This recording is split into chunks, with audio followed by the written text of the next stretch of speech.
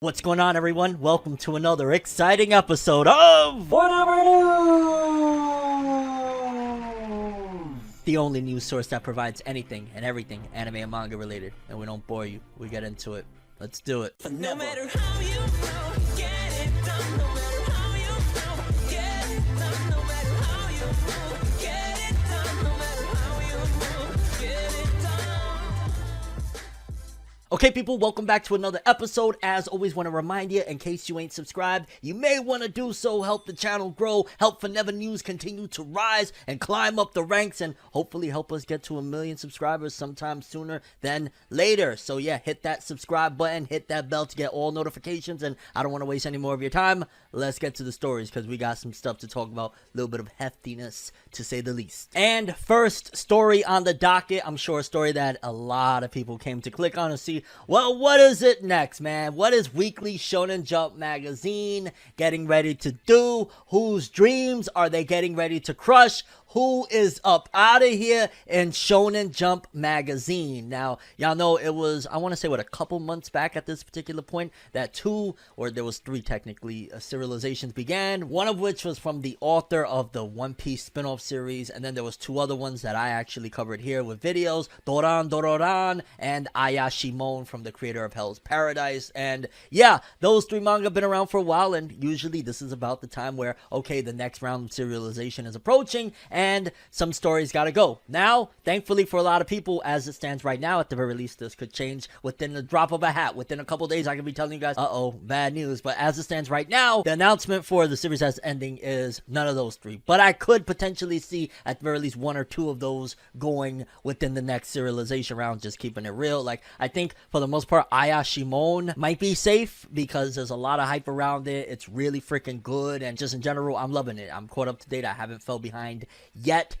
Doran, that one is up in the air at this particular point. It started off really interesting to me, and then little by little, I've kind of been like, okay, what are we doing here? And then the other one by the author of Koizuru One Piece, I really didn't even give it a shot, to be honest with you, so I'm not sure about that one. But the manga that is ending in Shonen Jump, I thought was particularly safe, because it was just fairly recently that it was celebrating, like, yo, a year in the magazine, this is crazy, all of that good stuff. And apparently, seemingly, it's coming to an end, which more than likely means it's canceled, because if a manga ends up in Weekly Shonen Jump, the whole objective is get it popular enough, get it in anime and all that jazz. If you make it past the first year's round, usually it means that you're safe, but oftentimes they can still get the axe if Shonen Jump chooses to do so, and this series is another victim of it. And the series I'm talking about, you may have heard of it, just a wince. Magu-chan. That one is one that I am gonna lie, I was surprised that it lasted as long as it did, because it never really caught on per se. I never really saw like, yo dog, the Magu-chan community is going wild, going bonkers on Twitter. Like, I really haven't seen it like that, to be honest with you. But let's read what was said from the unofficial Weekly Shonen Jump. It appears Magu-chan is close to its end. Kei Kamiki's comment in issue number 9 says, even if it seems like this is the final episode, it's not the end just yet. I look forward to working with you next week. The final text of this week's chapter says, Magu-chan, God of Destruction, the end. But the editor note adds that it'll continue for a little bit longer, meaning it could be like, what, 2 or 3 more weeks or whatnot, which technically, if the new serializations are around like the 10 chapter-ish mark, I think like Ayashimon was the one that was printed first of the 3, and that one is at like chapter 10, probably 2 to 4 more weeks before whatever is going to end for that round is going to end. So I'm guessing Magu-chan probably has like maybe a month, 2 months max of chapters, and then boom, that's when they're gonna give it the axe. But yeah, it's a shitty situation. I'll never ever, no matter what, how I feel about a series, celebrate its end, because this is an author that their dreams came true and their dreams are being ripped away just before reaching that point of, yo, we're getting that anime adaptation. That's one of the worst things. Like, there's people to this day that still scream out, why didn't Siren get an anime? It lasted so long in Jump. That's just the name of the game, and unfortunately, Magu-chan, God of Destruction, no Beerus intended, yeah, seemingly coming to an end. And I mean, I never really got into the series, just being honest with you, and if it was in comparison to like Ayashimon and Doran, I would prefer those two over Magu-chan, because I just never really got into it. But it's still always a shitty situation all around, and yeah, it looks like probably within the next serialization round when the cancellations come through, Magu-chan is going to be one of those. Okay, people, next up, as y'all already know, I've been throwing a lot of comic book related or just in general stuff that is from the comic book world, whether it be movies or anything of that jazz. I've been wanting to talk about it, and we got a new poster for the upcoming The Batman film, and baby, I ain't gonna lie, I'm just so hyped. You got, of course, Robert Pattinson as Batman. You got the Riddler, Penguin, Catwoman, and then you got Robert Pattinson, aka I guess he would be Bruce Wayne there, with like a question mark and a target at the same time, and a burning car. Is that the new Batmobile? Okay, that might be the new Batmobile. And I don't know, man. Maybe because it's Batman and all the trailers have shown that, yeah, I should believe in this one, but I'm so excited about this, and I can't even believe, like, it kind of just dawned on me recently, like, we're only about a month and some change away. In March, the movie comes out, and this is a absolute day one watch for me. It's been quite some time since we got a new full-on Batman movie, and this poster, I ain't gonna lie, man, I don't know. I like that they're going in a different direction with the Riddler. He's not the same suave, debonair, you know, super smart dude. He's kind of a creep. Well, let's see how creepy they could go with it. Then Penguin, there's definitely going to be the whole idea of like, yo, dog, Danny DeVito, what he did back in the day, you can't match that. So it looks like maybe he looks a little more classier, less creepier. And then I ain't gonna lie, man, they definitely did Halle Berry dirty back in the day, because I ain't gonna lie, that kind of feels like they're trying to recreate Halle Berry's look there for a moment with Catwoman, and I'm all on board. I ain't gonna lie, I just wish, yeah, Halle Berry didn't get all that slander back in the day. I don't think the movie was that bad, you know, the Catwoman movie. But either way, yeah, the new The Batman, this poster looks awesome. Robert Pattinson, he might actually be able to get it done. I mean, come on, dog. We've had, like, people were like, oh, George Clooney and shit. Like, we've had a whole bunch of different incarnations of Batman, and if this one goes well, we'll get a trilogy. If not, they'll do a Amazing Spider-Man, and we'll get maybe 1 or 2 movies, and then they'll reboot it again or some shit like that. Hopefully not. I'm hoping that this is a good one, because this poster looks pretty fire, and the movie looks like it's going to be pretty good as well. Hopefully they could get it done, but yeah, new poster, The Batman. I'm really, really excited about this film. Next up, y'all know it is a dry well when it comes to announcements, news, and just in general anything with Yu Yu Hakusho. I want to say one of the last times we got something about Yu Yu Hakusho was when they were putting out the Blu-rays, and they had that extra brand new animated OVA of Yu Yu Hakusho. It was like a flashback of Kurama and Hiei when they were younger. I still don't own that. I really want to. I'm just saying, like, whoever want to license it, we're waiting.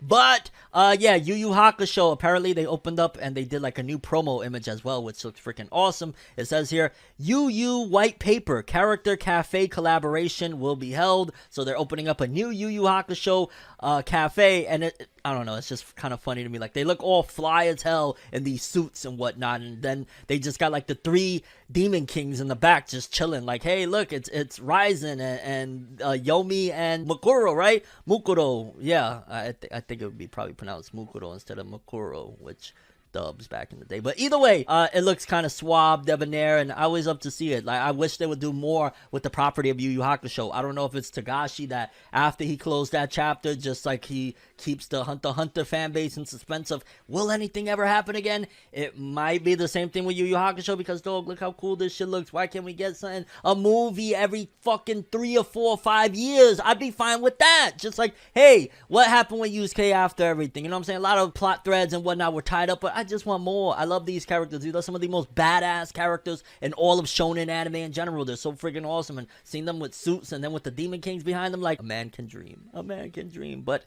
hey, they're doing a suave debonair cafe collaboration with Yu Yu Hakusho. Okay, people, next up, some unfortunate news from the Dragon Ball world, from Dragon Ball Z world in particular. The composer, the person that made Chala, Hechara, Ume, like, yeah, that dude, Hironobu Kageyama, unfortunately, it seems as though he has been contracted with COVID, and considering the fact that he's up there in age, it's definitely a little bit more scarier. Like, of course it's scary regardless, because you don't know how somebody is going to react to catching it, but with the younger voice actors, you kind of feel a little bit more like, well, they look like they're in good health, and, you know, hopefully everything goes good.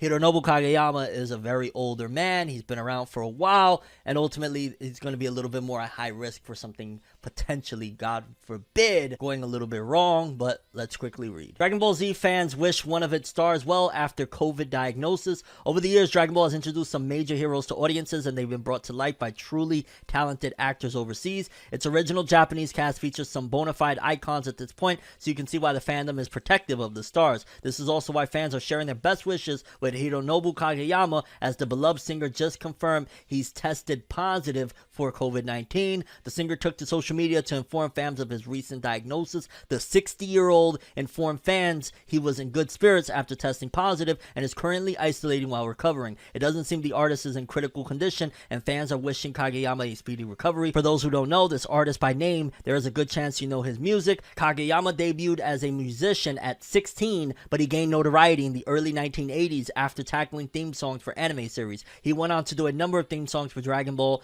such as Cha-La Head Cha-La, which marks the anime's first ever theme. He also did singles like We Got a Power, We Were Angels, Hero, and more. Obviously, Kageyama is an involved member of the Dragon Ball family, and fans are eager to hear about his recovery. The singer is one of the thousands who have been infected with the virus in Japan during its ongoing wave. As of January 25th, the nation recovered over 62,000 cases, with its weekly average nearing 50,000.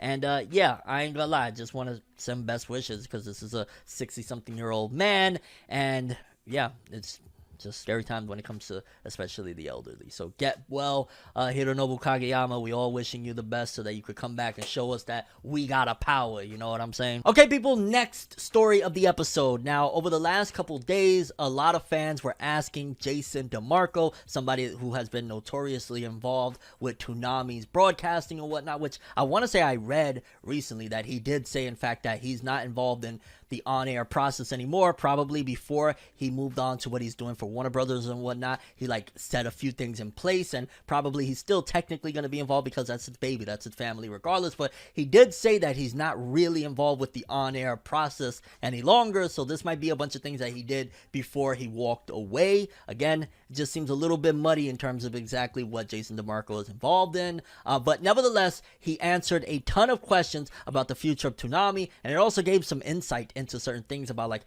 how Demon Slayer really has become an issue, and it's not due to like Netflix grabbing the rights or anything like that. It's, yeah, there was a lot. So let's read, because I got a few of his quotes, and then I just got a general brief rundown of what went down. For starters, Jason DeMarco said, "All right, Toonami fans, floor is open, ask away. If I can answer your question, I will. Let's pass some time together." Somebody asked him, "Are we going to Demon Slayer season 2 on Toonami, or did Netflix steal that too?" And he replied, "Not Netflix this time. The movie doing so well has made the price higher than we can afford, let's say," which probably means that the movie becoming what it did, they were like, "Yo, dog, we want a gajillion bucks." And Toonami, especially ever since it returned back, and it's been like, you know, on Saturday nights, Adult Swim, they've never had the craziest budget in the world. They've been very open about that. Like, you know, we try what we can, we save up money from previous budgets so that we could put things together and whatnot, but they don't have the biggest budget in the world to do things like that. So yeah, if they're talking like, "Hey, we want a gajillion dollars for Demon Slayer season 2, probably they're not going to be able to afford it. And then on top of that, they're doing things like that because they know Toonami might not be able to afford it, but Netflix, all of these other big streaming platforms, And this is also a dangerous situation of Sony, because I want to say Sony is in bed with the people behind Demon Slayer. You know, obviously they're the record label that has the opening and all of that jazz. Just in general, this is where the monopoly situation starts to become a little problematic, of the fact that, you know, there's only a couple of giants now at this point that really have all of the licensed, you know, properties or whatnot of anime that are coming out. So therefore, like, Toonami really is going up against major giants that, again, Japan is like, yo, Demon Slayer did X, Y, and Z, so we can ask this price. And yo, Toonami, you kind of shit out of luck. We know you can't afford it. We're sorry, but those people over there can, and we gonna get that bag, dog. It's all politics. It's all money, money, money. Economics, baby. Then there's a bit of a rundown of everything that went down over there, all the questions that he did ask. It said, if you missed at Clark Nova One's Twitter Q&A yesterday, again, that's Jason DeMarco, person that he's been heavily involved from the very start. He's been pretty much one of the people that's kept it alive. Toonami, he said, here's the highlights. 1 unannounced Toonami original for this year, 3 for next year. So there's going to be a Toonami original, which I'm guessing it's going to be an anime, anime. That's gonna be kind of dope. And then there's 3 for next year, which I'm going to guess at this particular point, like Uzumaki is going to be the ones for next year, like one of the 3 for next year, because I don't see them, because it's just been pushed back to Blue Hell at this point. I mean, it would be awesome if it was Uzumaki for this year, and that makes more sense for it in a way to be this year, but that'll probably be next year. Lots of stuff planned for the 25th anniversary of the block. That's dope. 25 years of Toonami, goddamn. Originals popping up on HBO Max sooner rather than later, so they're trying to get that bag. Awesome. Favorite show that he picked was Michiko and Hachin. I've heard a lot of great things about that one. Favorite Toonami moment, killing off Tom 1. That was very, very big. That was what, Sunny Straight voiced Tom 1, if I'm not mistaken. Blu-ray for Blade Runner Black Lotus is likely to happen. Took 1 year plus to develop Tom, Clyde's in the Absolution. Moltar was too limiting, and C. Martin Croker wasn't into doing Toonami stuff. Due to the popularity of the movie, Demon Slayer is too expensive to air. No plan on squeeze credits speeding up on Toonami. May have to show more non-shonen stuff. Everything is up in the air more than ever, so they might actually branch out and not just show the typical, Naruto, Jojo's, all of that stuff. They might have to, because shonen stuff is getting more and more expensive, especially again with these giants that are getting all of the big rights. They might have to go and say, well, let's see what it do with this comedy. Let's see, let's get some Shin-chan back on the air, because again, it's getting very riskier, and with TV and cable in general shrinking the market and the money and all that jazz, they might be, their hands probably are forced at this point. More music videos and game reviews. 1 out of 2 Tom speeches a year. The negative reaction to the Attack on Titan Season 1 promo led them to doing Voice of God style promos much less. Yu Yu Hakusho may return to Toonami one day. That would be so amazing. We just talked about Yu Yu Hakusho in this episode as well. Will likely keep graphic sets for longer due to budget. Pretty much they can't upgrade the show. And Fina Pirate Princess is likely a one and done creator's decision. It may return one day in the future, but not anytime soon. So any fans of that show, yeah, it's a done data. And I ain't gonna lie, just hearing all of this and everything we've been reporting over the last few months about Toonami just seems like some dark times for the block. It doesn't look like it can sustain itself for the long haul. I wouldn't be surprised this time 10 years from now Toonami will have been a thing of the past, and that's kind of sad to say again, because Toonami, there would be no anime at the level it is right now at the very least without what Toonami did. Man, Toonami really helped to propel this genre, this medium that we love so much, at the very least in the West. And yeah, it's kind of crazy, but shout out to Jason DeMarco, everything he's done. So much love and passion from that guy. He's really done a lot for the anime industry, fandom, just in general. It kind of just feels like Toonami's fighting for its life right now, and it's sad. People, next up, big announcement where My Hero Academia stands in terms of sales. We got the global sales and the domestic Japanese sales of the manga. And this is interesting because I just spoke about Tokyo Revengers has surpassed or is about to surpass My Hero Academia. However, according to this, it says My Hero Academia has reached 65 million copies in circulation worldwide. My Hero Academia's 65 million copies are divided into 45 million copies in circulation in Japan, and 20 million copies the rest of the world. So essentially, Tokyo Revengers actually did surpass it, because if I'm not mistaken, that's 50 million copies of Tokyo Revengers in Japan. My Hero Academia has 45. However, globally, My Hero Academia is still in the lead until they put out global numbers for Tokyo Revengers, and 65 million copies is pretty freaking awesome. I ain't gonna lie, that's still really dope. And depending on how long My Hero goes, if they decide to do the,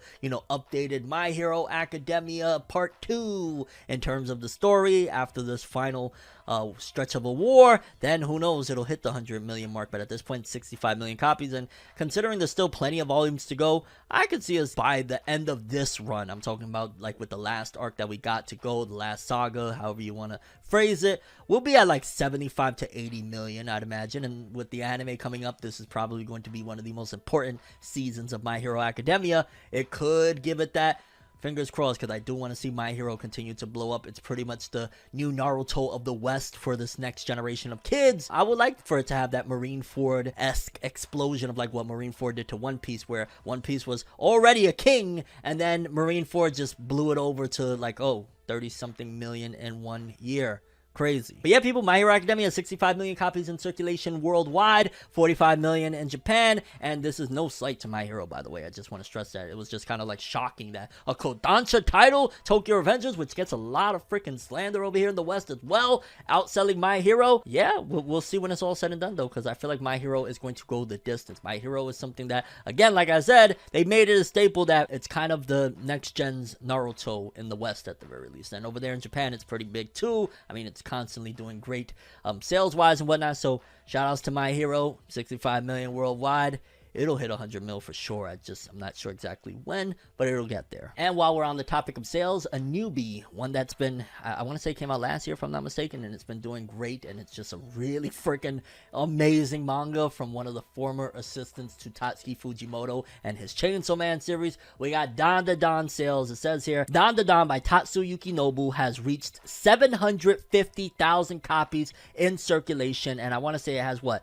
3 volumes out, if I'm not mistaken, like 2, 3, maybe 4 at max, but that's not bad at all. 750,000 and Jump Plus. I always got to stress that Jump Plus is not weekly Shonen Jump. It doesn't have that mainstream, outlet, so to speak, to basically blow up like that, even though, to be fair, they have put Dandadan. I want to say there was like a special chapter that they put in Weekly Shonen Jump to put more eyes on it, but 750,000 copies. It's probably going to hit the million. By the end of this year, for sure, it'll hit the million because each volume is now like doing more and more first week, and just in general, it's being pushed. And whenever that gets an anime, though, I feel like that's going to be out of here. That's another one of those really crude, edgy, crazy, a lot of the Chainsaw Man-esque type of fans are going to ride with it. That's going to be big. That's going to be in the millions. It's just right now riding alone off of the hype from its manga. Wait till it gets that push of mainstream appeal with an anime, and I don't know why, it screams to me that, yeah, Mappa's gonna be the one that gets it. And maybe I'm wrong. If I'm wrong, I'm wrong, and Studio Bones all of a sudden will come through, or A1 Pictures or some weird shit, but this just it screams to me at this point where every title they're grabbing,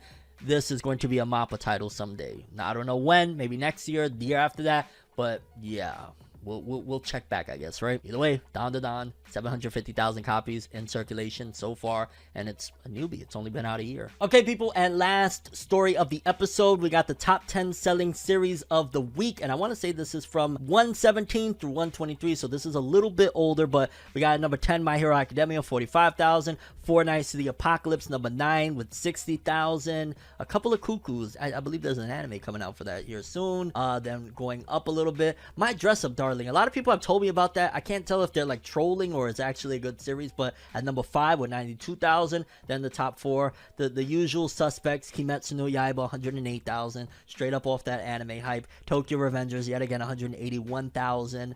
Mystery to Lunakari. Okay, I can't avoid this anymore. I gotta check out what the hell this series is. 238,000 once again, and then at number 1, y'all know that JJK Zero movie is doing wonders. Jujutsu Kaisen, 448,000 copies for the series, coming in as the number 1 selling series of the week.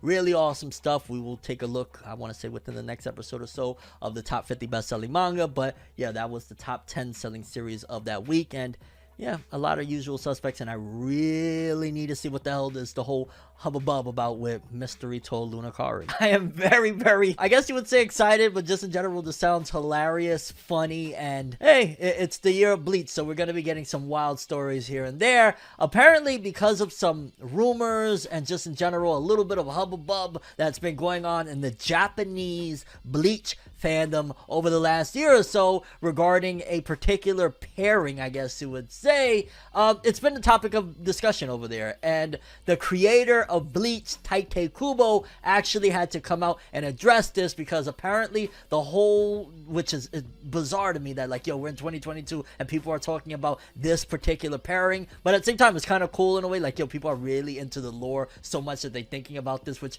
now that I think about it, like, yo, dog, for you to be like, which, let me tell you what the pairing is, why don't I, right? Aizen and Momo, and y'all know that Momo was sprung off of Aizen, so that definitely led to a lot of rumors of like, yo, they must have been together, they must have had something, right? Because like she was sprung, dog, she was hey, but Kubo came out and addressed it, and it kind of fanned the flames even more, and I love to see it. The discussion is magnificent, to say the least. Let's read what was said, what's going on, so we could get the full gist of the story. But This is a good one. Bleach creator Tite Kubo revealed that he intentionally does not confirm whether or not Sosuke Aizen and Lieutenant Momo Hinamori had an intimate physical relationship. This was a trending topic on Twitter in Japan last year as thousands of users debated the controversial topic. For more context, a fan asked Kubo if Momo and Aizen had a physical relationship, and Kubo said, "It's more interesting if I don't reply to this question, so I won't." It's left ambiguous, but Momo slept over in Aizen's quarters, and it was a hot topic again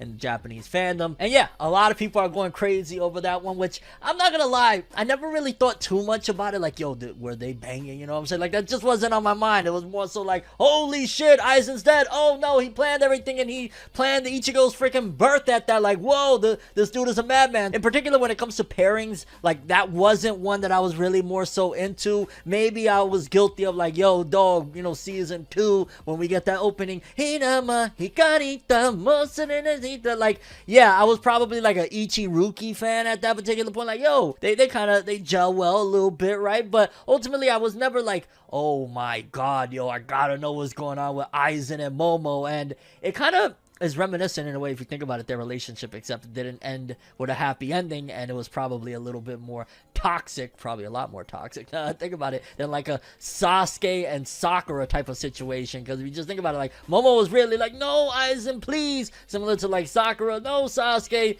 and both of them were, yeah, you know, careless, physically violent, all of that jazz. But yeah, Kubo basically did not confirm or deny whether or not Aizen was smashing in Momo's back doors. So that's still open for debate, and I'd imagine that this topic is going to be brought up yet again with the 1,000 Year Blood War returning and seeing the return of Aizen, and everybody's reaction and all that jazz is going to be freaking great. But that's one of the things that a lot of people have always appreciated about Tite Kubo over the years, is that he likes the not drama, he just likes to make shit fun, man. That's fun. Like, he could have easily said, no, Aizen is a very respectful man. He would tuck her in and put cookies and milk by her pillow. Like, you know, he could have been some boring ass shit like that, but he actually, like, maybe they banged, maybe not. I don't know. It's not like I wrote it. Wink, wink. Like, but yeah, people, I just wanted to share this story with you because I'm not gonna lie, it's freaking hilarious. According to Tite Kubo, he won't confirm or deny whether Aizen and Momo had a physical relationship in Bleach. I'm gonna go with, yeah, they did. Why not? Because why not just say no? Like, why not shut the rumor down? Like, I get it, it's more interesting, but we know you, Kubo. We know the swag that you got. Okay, you one of the only manga that ever be posing with the shades and the swag of debonair. Like, we know, dog. It's alright. But shout outs to Kubo. It's the year of Bleach, people. Get ready, because it's gonna be crazier stories than that, I'd imagine, as the year continues. Okay, next up, Jujutsu Kaisen fans, which is perfectly set up with this story, considering we just had a Bleach story, and Jujutsu Kaisen and Bleach are kind of like in that same type of creepy, you know, slashing down spirits and monsters and all sorts of stuff. You know what I'm saying? Like, yeah, we got a Jujutsu Kaisen story, and apparently the movie, first of all, is continuing to do very, very well. It's rising up the ranks. We're gonna read in a second all of the details on that, but also major announcement coming for Jujutsu Kaisen, and it's kind of making me wonder, because we just covered what the president of MBS said regarding Jujutsu Kaisen season 2, and it looked like, okay, are they in production right now? And then also you got to take into account that Mappa Studios, they got a lot on their plate right now, fam. They got a lot of anime at work, so do they have the time to get it done? Do they have the time to even air it? Like, because, you know, they don't want to have, let's just say, 5 of their anime airing the same season or some shit like that. You know what I'm saying? They got to let things breathe. Chainsaw Man, Hell's Paradise, they got to let it simmer and whatnot. So it kind of makes you wonder, well, what's going to be the case for Jujutsu Kaisen Season 2? But let's read what's happening here, because it says here, Jujutsu Kaisen 0 film teases important announcement after selling 7.2 million tickets in 38 days. The Geki Joban Jujutsu Kaisen 0 anime film has sold 7,191,107 tickets for 9,839,644,200 yen,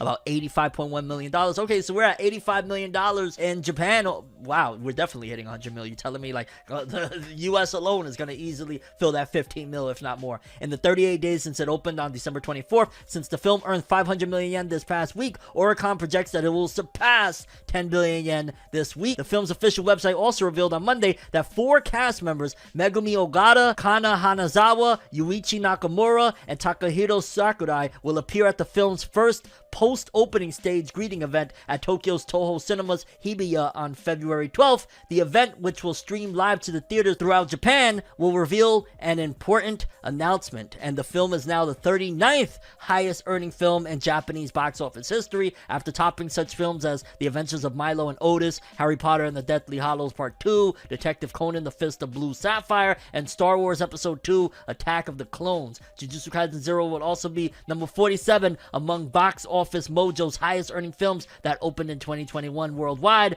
above Mortal Kombat, and the film is still outpacing Evangelion 3.0 plus 1.0 Thrice Upon a Time, last year's highest earning film in Japan. That is freaking nuts. So what is the big announcement going to be, fam? Like, I couldn't even imagine. Well, first of all, shout outs to, okay, we started this off and it kind of sounded funny, like, yo, it's the 80th highest selling Japanese film of all time. Now we cracked the top 40. Now we're talking like, okay, we're really going, and it's only been about, what, a little over a month out in theaters, and we're not talking about worldwide, which obviously that would be a different discussion, not Japanese box office, but nevertheless, when it's all said and done, I think it could easily crack top 20 highest grossing films in Japanese box office history. Why not? But also, the big announcement February 12th, I'd imagine it'd have to be like season 2, right? Unless they're gonna announce another movie, which I don't see that happening anytime soon. So it's probably going to be season 2 is coming. They're not gonna probably give a date. They might give just like a teaser visual, but not a PV or any animation. I could be wrong on that one, but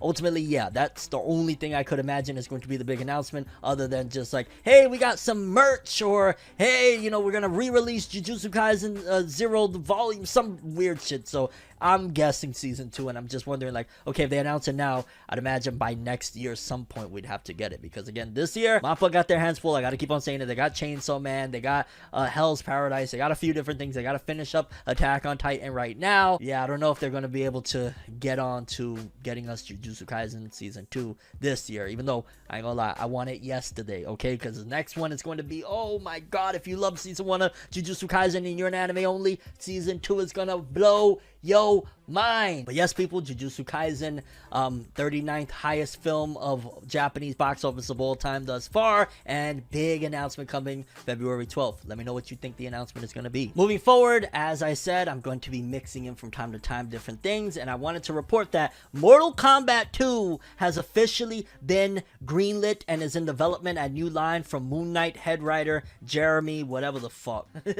And I'll be honest with you, as somebody that was a Mortal Kombat fan of the original film, like, I love the original film. The second film was dreadfully bad, but the first film, I really loved it. And of course, I love the video games. I grew up on the Mortal Kombat video games. To be honest with you, and I want to ask, I guess, the viewers their opinion, is this one a must-watch? The first one that they just, you know, did recently, because obviously this is a sequel to the most recent one that they just released. Is it a must-watch? Should I go check it out? Because one of the things that kind of deterred me from running to the theater or just in general hopping on it immediately was that a lot of people said that it was very little actual Mortal Kombat in there, and it was more like an origin story, I think, what, for Scorpion, if I'm not mistaken. So that's one of the things I was like, that still kind of sounds dope, but I love Mortal Kombat, man. I really fell in love with, you know, Liu Kang, Johnny Cage, all of that epicness that happened, and a lot of people were like, yeah, that only happens towards like the end of the film for a few minutes, and for the most part it's everything else. So I don't know, either way, I'm gonna watch that film, and I'm excited that, okay, it must have been good enough and done well enough that they're making another one, so I'm excited for that as well. Hopefully when I check it out it's good. But again, let me know, was Mortal Kombat, the newest one that they just made, was it good? Moving forward, Eden's Zero fans, I'm very excited to tell you guys that there's some news coming about, which y'all know it was just fairly recently that the anime came to Netflix. They got the full 24 episodes. I just finished watching it. Matter of fact, I want to say that was one of the first videos I made of this year 2022 was, oh snap, I finished the Eden Zero anime. I really loved how it ended, and I'm looking forward to seeing where it goes. Obviously the manga sales, as we report when they release a volume, aren't the most stellar, so I'm always kind of curious, like, okay, what's going to be the next move? It's not selling like what Fairy Tail ultimately did. Like, Fairy Tail is a major seller at its height and at its peak, so kind of makes me wonder, like, well, what's the future for Eden Zero, despite the fact that Mashle, I'm hearing, is making like his great greatest piece of work ever. It's not translating to sales, but it doesn't look like they're pumping the brakes on it anytime soon. It looks like they're going to keep continuing to let Mashima cook, because according to this, it says Eden Zero by Hiro Mashima will have a big announcement in the coming days. And from what I've been told, don't quote me on this, but what I've been told, it's going to be anime and video game related, but mainly I'm hearing anime, which could very well be the season 2 that I'm hoping we get, because I ain't gonna lie, again, I really enjoyed season 1. I do remember hearing, and forgive me if I'm off on this, that one of, if not the directors or the producers of season 1 had passed away, so that probably left a lot of things up in the air of like, okay, where do we go next? If that was the person that was really constructing this bad boy and put everything together, probably they're gonna figure it out and move forward from there. But either way, big announcements coming for Eden Zero, and I'm really excited because I really like it. I'm just lacking a little bit because there's just so many things I'm watching right now. There's so many good anime this season, and just in general, I'm reading a whole bunch of stuff. But yeah, I really do plan on getting onto the manga and occasionally giving you guys like, hey, there was a couple of really big chapters, let me make a big video. Like, that's the direction I more so want to go with a lot of different manga, opposed to just giving like, hey, weekly chapter, maybe not much happened. Hey, there was like 6 chapters I ain't talking about, a whole bunch of stuff went down, let me make a video like that. So that's what I'm gonna do once I hopefully catch up to Eden Zero in the near future, because I'm really digging it. There's a lot of really good stuff going on there. Yeah, people, Eden Zero, big announcement incoming. Looking forward to seeing what it's all about. Okay, people, next up, just a small announcement for My Hero Academia One's Justice fans. Apparently, My Hero Academia One's Justice Season 2 pass has been released, and I want to say Kurogiri is a part of it. It says Kurogiri and his warp abilities have just arrived to My Hero's One's Justice Season 2 pass order today, so you could get the pass and whatnot. I'll keep it a buck with you. I'm more so looking forward to the Ultra Rumble game that they got coming out, that even though it uses aesthetics from One's Justice, it just looks more fun. And I played, I want to say I have both 1 and 2 of One's Justice, so I'd be a hypocrite to say, hey, well, don't even buy that, because I bought them and I had, for the most part, fun, but they weren't really the greatest games, I'll be honest with you. I feel like they could have done much better for My Hero. So like, yeah, they're doing the DLC thing, like, you know, Namco Bandai, that's their new motto of put one game out and support it with DLC to the end of frickin' time. Like, look at Xenoverse 2, we're still getting DLC for that one. Shinobi Striker is still getting DLC, so they're probably going to continue doing that with One's Justice for a bit. But yeah, I'm kind of off of them already. I'm ready for this Ultra Rumble game that's going to be free to play, and it looks really fun. But for One's Justice My Hero Academia fans, One's Justice 2, the new Season 2 pass is out, and yeah, you can order it if you want to, I guess. Next up, very odd story. Now, in case you aren't familiar, the Blue Exorcist mangaka, I want to say it was sometime last year if I'm not mistaken, went on a hiatus with the series and went off to go write some other stuff. Like, I want to say they were adapting a story for another writer, and now apparently they're doing something else, which it kind of makes me feel like, why not just wrap up Blue Exorcist before you decide to dive into all of this? It could be that, like, yo, dog, I've been writing Blue Exorcist for like a decade plus. I need a break. I'm not ready to finish it yet. There's still a lot of plot that I need to do, but I immediately need a break before I have like a nervous breakdown or something. Like, I could imagine that being the case, and I don't blame them at all. But according to this, it says here, first look at the upcoming Jump Square issue 3 of 2022 with a short horror manga, Aizen Karukaya Kaitan, by Blue Exorcist creator Kazue Kato and Fuyumi Ono on the cover. And I ain't gonna lie, it just makes me think like, yeah, they needed a break. That's probably what it is. And these are like for a creative, especially for, you know, an author or artist, whatever it is, to be able to do other projects, even though, like, you know, you have your baby that you really love and care about, but to be able to indulge in other things, it lets you release certain things that she probably can't draw or can't write in these, you know, little stories that she's doing, like this horror manga, which again, it makes me want to check that out, just because Blue Exorcist has a really unique style that horror manga, that doesn't sound too bad of a combination, I'll be honest with you. But yeah, as a Blue Exorcist fan, since I'm not caught up, I can't really speak on it. I'm curious about people that are caught up to the manga and are on hiatus, and you're seeing like, yo, the author of Blue Exorcist is doing a horror manga. It's a short one, but nevertheless doing a horror manga while I'm sitting here in freaking suspended animation waiting for the next chapter of Blue Exorcist. I'd imagine that could be frustrating, but again, we got to be a little bit understanding of the fact that they do these things for a long time. They work very hard. They need, even if it's not a break per se, they need to be able to do other things sometimes to, I guess, quench that thirst for artistic expression that they maybe can't do within the realms of their own series. But yeah, people, new short horror manga by the author of Blue Exorcist, Kazue Kato and Fuyumi Ono. Okay, people, next up, the story, I ain't gonna lie, kind of gave me a little bit of a chuckle. Like, I know Tokyo Revengers is popping. I know Tokyo Revengers has made plenty of strides and is making waves and it's selling millions upon millions of copies of the manga. But when I read this and I saw this, I was like, yo, Japan. Like, I get it where, for example, with One Piece, right? One Piece been around since, what, 97, I think, right? If I'm not mistaken, the manga. Like, One Piece been around a long time. Oda and One Piece have done so many things for Japan, brought so many people, tourists, all sorts of stuff. Billions of dollars were brought into the Japanese economy thanks to One Piece. And Tokyo Revengers, while it's blowing up right now, like, I want to say sales-wise, domestically in Japan, it already has surpassed My Hero Academia, which is a very, very big deal. But ultimately, it's like, it's the new bad boy on the block for things like this to happen. It says here, they made a giant golden statue of Mikey from Tokyo Revengers, and it says here, at the time of the event, a prayer ceremony was held in front of the golden Mikey statue to pray for the success and safety of the event. And you just see a bunch of dudes there, like, in kimonos, praying and shit, and they also, some people dressed up like, you know, the characters from the Tokyo Revengers anime or whatnot, the manga, and it's like a Mikey just relaxing, chilling, a giant freaking statue. Like, I ain't gonna lie, it's cool as shit, but it's just mad random, like, and I guess it's in an exhibit, so it's a little bit different than, like, yo, you got Zoro, like, in the middle of Central Park, for example, you know what I'm saying? Like, a little bit different, but holy hell, there's people praying to a Mikey from Tokyo Revengers statue. I mean, I'd go and I'd definitely take a couple selfies, like, yo, dog, I got Mikey behind me and shit like that. I don't know if I'm going there,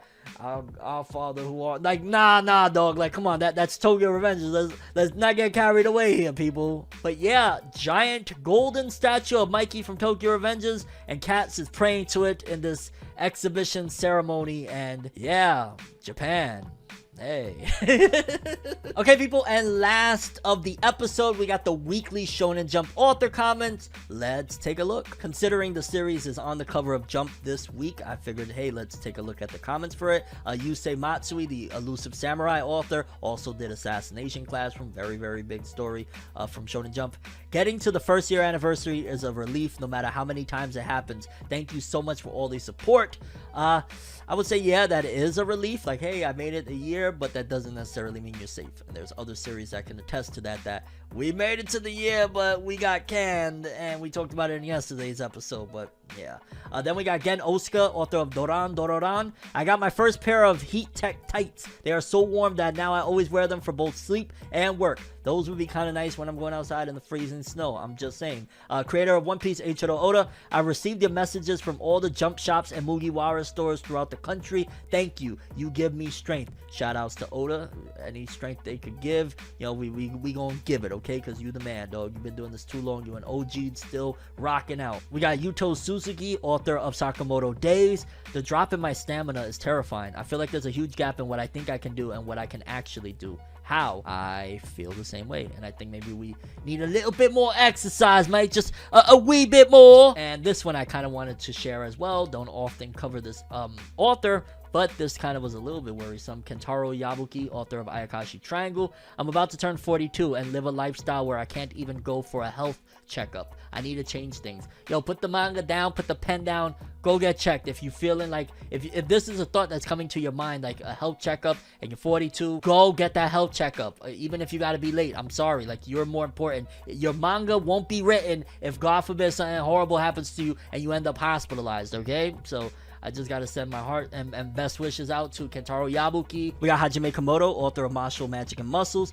Yusuke Narita versus Gal was awesome, just like Godzilla versus Mechagodzilla. Let's go to Shibuya. Shibuya! Every time I say the word Shibuya, I know that's a place in Japan, but I just always think of Jujutsu Kaisen. I'm sorry. The Shibuya incident arc. Let's go. We got Boichi, artist of Dr. Stone. After researching the Lagrange point, it turns out I was wrong. This isn't the first time.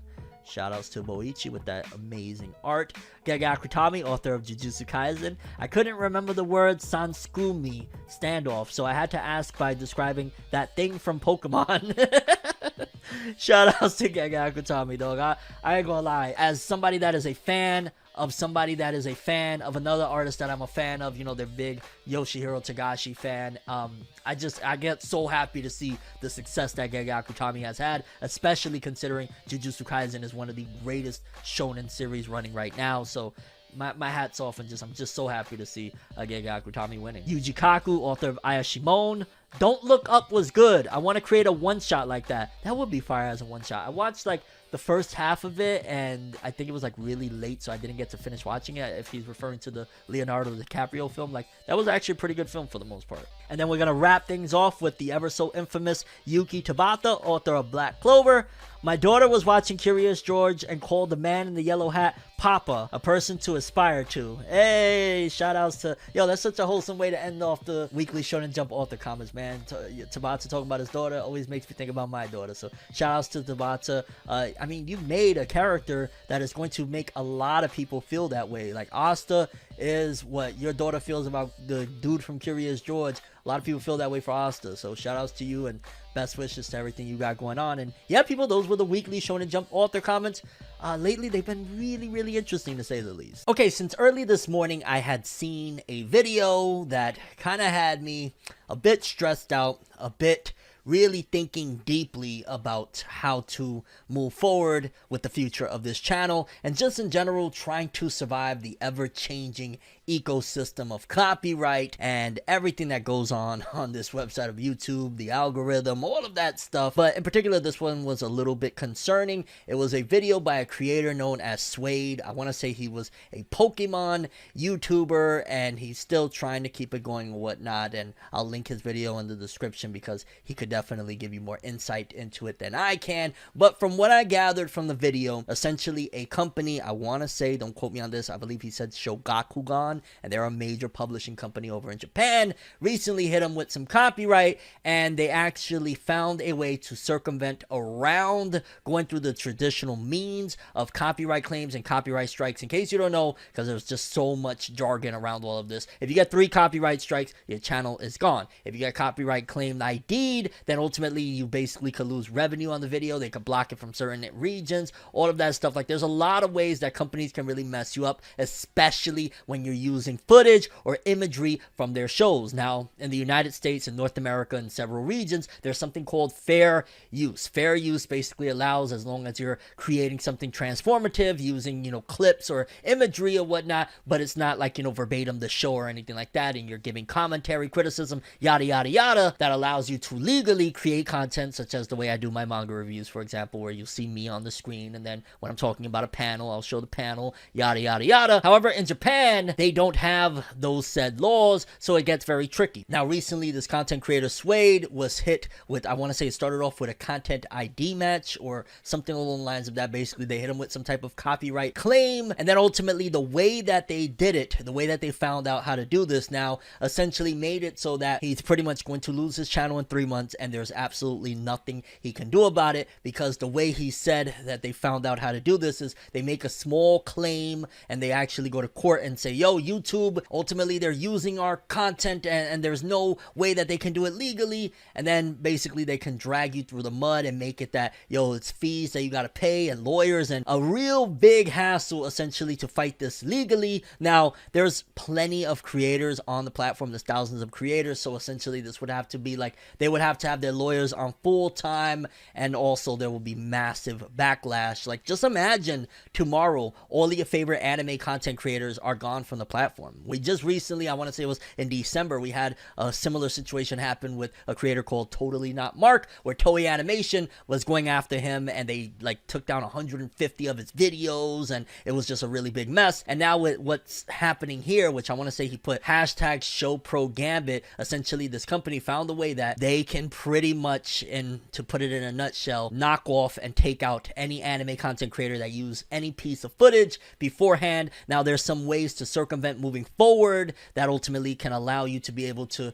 use clips and whatnot and not get taken down. It's basically to geo-block your videos from Japan. It's just so much to take in. I know a lot of people are probably like, Fornev, what's going on? To give you the nitty-gritty, a company found a way to take out YouTubers that use anime clips, and essentially there's not much that any of us can do about it. I've been moving forward, and in case you haven't tell, like for the most part, as we've continued on this journey here on YouTube, I've started to slowly back off of creating content that requires a lot of imagery and video and footage from shows and whatnot, because ultimately that's one of the big risks that you take when you're creating that type of content. Like, you can easily, of course, talk about a Black Clover chapter or a My Hero Academia chapter or an episode of whatever, but using clips is, first of all, what you make a better product. It just, it gives you more of an idea of what you're talking about, and also just in general, it helps with the algorithm and so many different variables of using clips and footage. And again, because over here in the West, we have fair use, it's a different argument than over there in Japan, and because the content, it will be available in Japan, every content creator doesn't have the ability to block Japan from, being able to view their channel. Again, it's just a really big mess, and majority of anime content creators that use clips, footage, and all that jazz, and have used clips and footage, are at risk. And it makes me wonder, well, what are my options at this point moving forward? Again, with ForneverNews, this is a little bit of a different format where ultimately I don't really require using much of imagery or whatnot. Like, I could go off, hey, we got some text here to talk about, hey, this is what happened. So ultimately, if need be, I can definitely go that route. But as it stands right now, it definitely feels very unsafe for an anime tuber in 2022. And we've had days of reckoning. I've been through a lot of them over the last decade plus here on this platform, but stuff like this is always worrisome, and it really makes you feel like, damn, maybe it's time to make a big change. So there's a lot of things on my mind right now moving forward in terms of the channel, but thankfully, again, thanks to the format that we have developed here with Forever News, moving forward, if need be, if I absolutely had to go the direction of like, yo, dog, we gotta just can using footage, we gotta just can using imagery, things are starting to look bad, we can definitely go that route. But there's also so many different bad things that could happen along the way. I'm just gonna try my best to stay positive. I'm gonna try my best to figure it out, see what's going on the platform, see what the climate is looking like, and then I guess move forward from there. I have a lot of really awesome friends and a lot of comrades here on the platform in general that use a lot of and rely a lot on footage and whatnot, and it's a shame because they're doing it with fair use. They're not uploading full episodes, full chapters. They're adding commentary. They're adding memes, gives all sorts of awesome stuff to make really dope and compelling content. And stuff like this, it ruins people's day. It makes people stressed out. It gets people depressed. It gets people anxious. It gives them anxiety. It gives all of that stuff, especially when this is your livelihood. This is how you take care of your family. We're not trying to rob nobody. We're not trying to take nothing from any corporation. We're simply doing what we love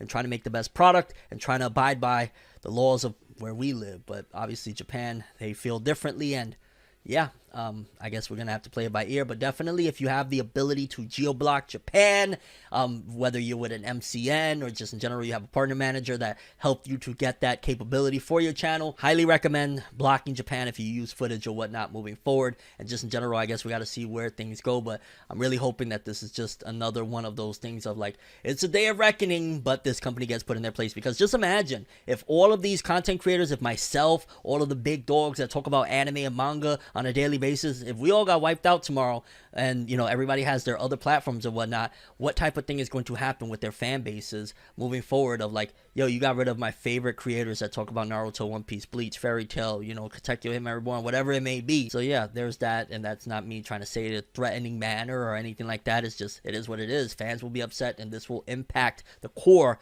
of anime manga as a whole if Japan decides to really go this route of attack and a fight against content creators on YouTube. And I guess we gotta wait and see, but I'm going to definitely weigh my options, and moving forward with Forever News, we're going to be more tactical on how we create these episodes in terms of just what we use and what we don't use, because yeah, Forever News is a really awesome format that thankfully we don't really rely and we don't really have to use imagery for the most part, unless we're talking about, hey, there's a new promo image or whatnot. But yeah, I just figured I'd give my 2 cents in on this, bring a little bit of awareness that there's an issue here that's going on right now, and anime and manga YouTubers that use footage and clips and all of that jazz are at risk of losing it all. And first on the docket was a really interesting look into what's going down with the JoJo's Bizarre Adventure IP in general, the way it's going right now. Because in case you don't know, up until the latest season, Stone Ocean, Part 6, whatever you want to call it, pretty much the part with the baddie, Jolene Cujo, ultimately, JoJo's Bizarre Adventure has been a Friday thing. It's been a tradition for JoJo's fans. It was JoJo Friday. Everybody, celebrating, loving it each and every week throughout the run of each show's, course and whatnot, each show's season and all that jazz. Well, with Part 6, because Netflix now has acquired the rights to JoJo's, essentially they did one massive drop of 12 episodes, and then I'd imagine within the next couple months they're going to be dropping the next set and whatnot. And apparently with what's happening, the way Netflix is releasing it is actually having seemingly a negative impact on the JoJo's IP, which is really unfortunate and a major shame. Right here, courtesy of Jose_Ke, we got a little bit of information on what went down and how it's looking for JoJo's, and it's kind of unfortunate. I ain't gonna lie. I mean, I'm really enjoying the Netflix drops that I just get to straight through marathon, but if it's overall not doing good for the series as a whole, the franchise, I don't know how I feel. Let's take a look. He said, has Netflix really killed the JoJo hype with the batch releases? Well, it seems so. Clearly, the JoJo's Friday did a great job generating interest in the series. While the start was better for Stone Ocean, from then it hasn't gotten the attention other parts have gotten. I think this shows well how the so-called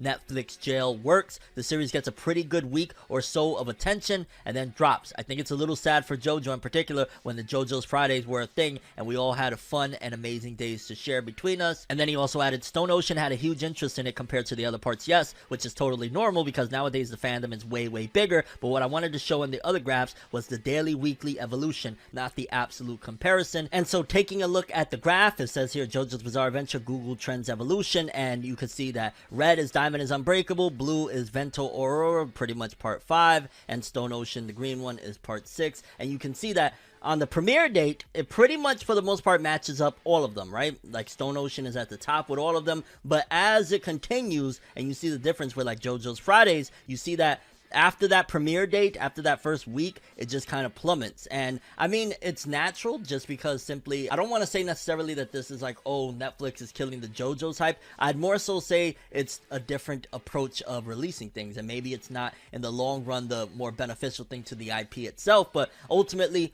yeah, if everybody is watching, all the JoJo's fans is watching Stone Ocean day 1, week 1 and whatnot, it's only natural that you're not going to have these gigantic bumps like Diamond is Unbreakable or, Golden Wind or whatnot, because ultimately there's no new episodes. So this is more so, in my opinion, I don't want to say that like Stone Ocean is killing the franchise or Netflix necessarily is killing the franchise. Yes, long term, it's not going to be talked about as much, but ultimately it's going to get that high. So it's kind of like a trade-off. I mean, personally, I gotta just keep it real. For me, I prefer things this way. And I know a lot of JoJo's fans may disagree. They love JoJo's Fridays, but I love being able to just, oh, y'all gonna just give me the episodes in one bunch and I just get to marathon like 12 episodes straight? Yeah, I prefer that. I'll keep it real. Like, don't get me wrong, JoJo's Fridays was dope, but I used to wait and let JoJo's build up anyways and then just marathon it. So for me personally, I'm not mad at it, but in terms of it hurting the IP and just in general JoJo's being in the discussion,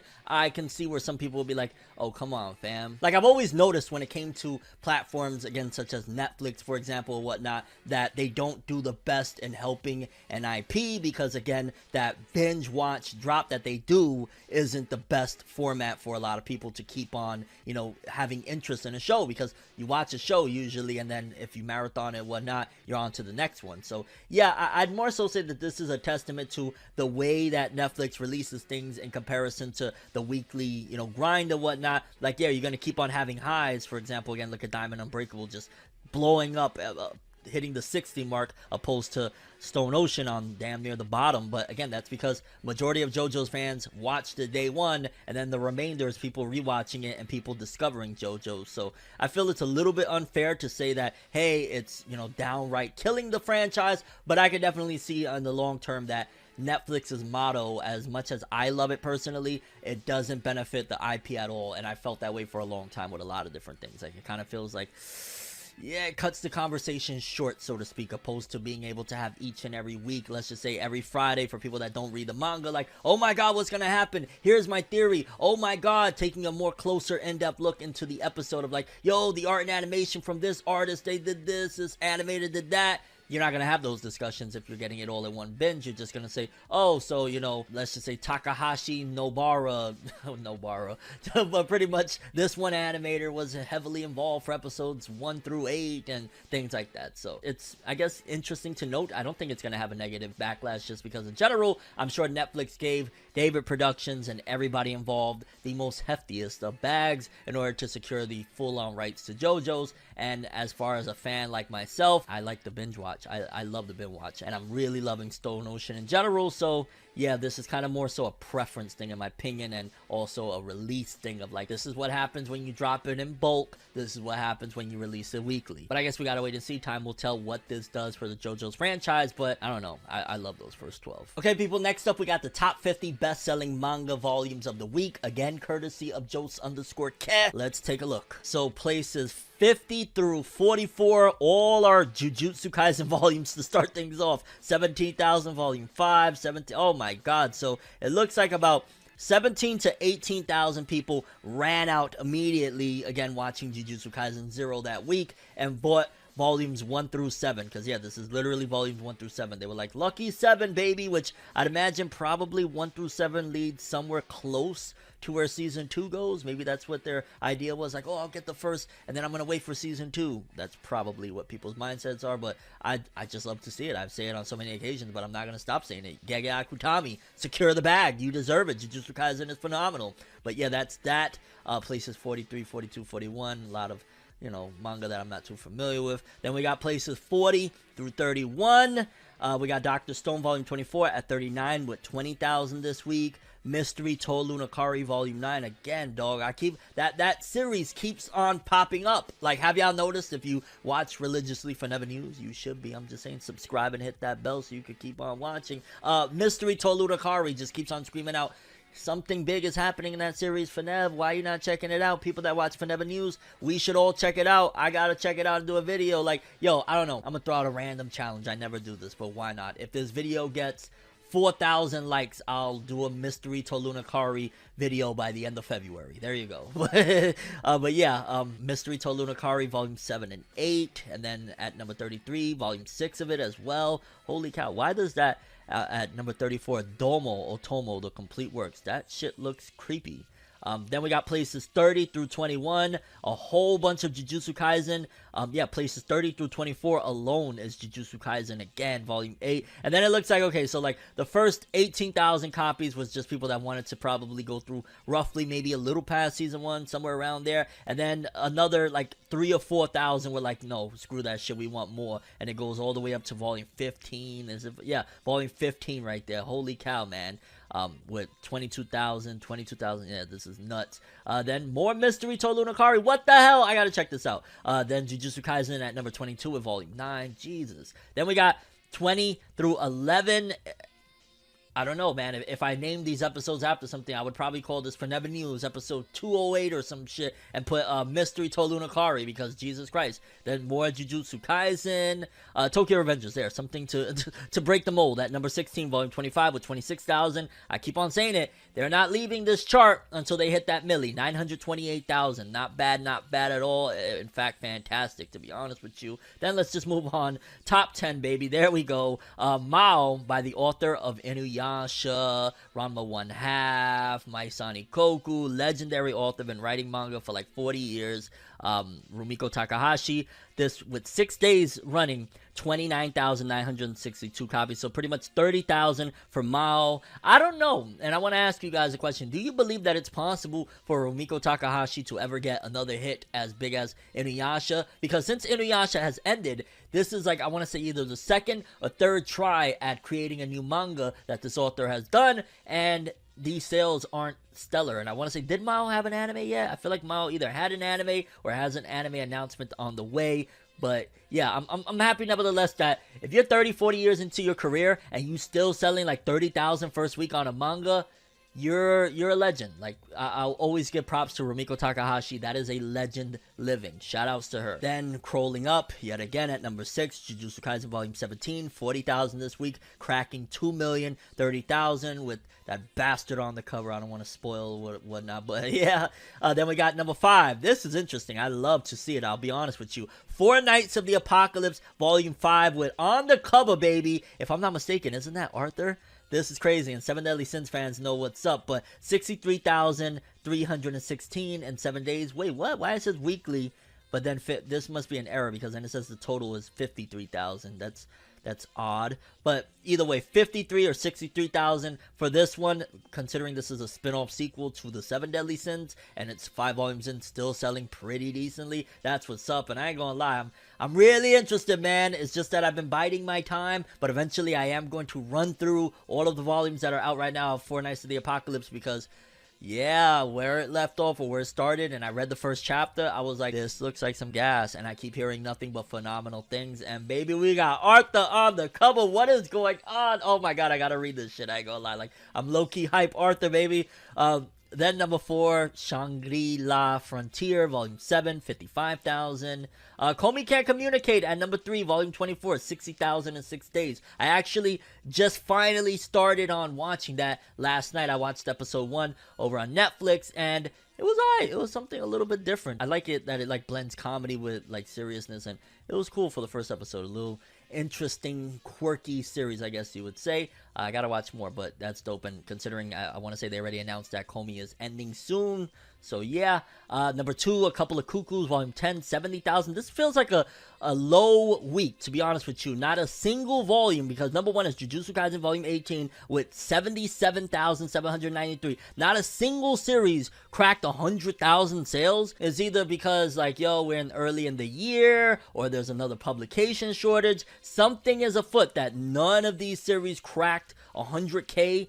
That's kind of odd. And I mean, a lot of these are new releases too. Like, you know, Komi Can't Communicate has been on the market only 6 days. Four Knights of the Apocalypse. So yeah, really, really strange stuff, to say the least. Also to note, because I just kind of realized myself, it seems as though Boruto and Black Clover have both fallen off the top 50 best-selling manga chart already on their 3rd week, if I'm not mistaken.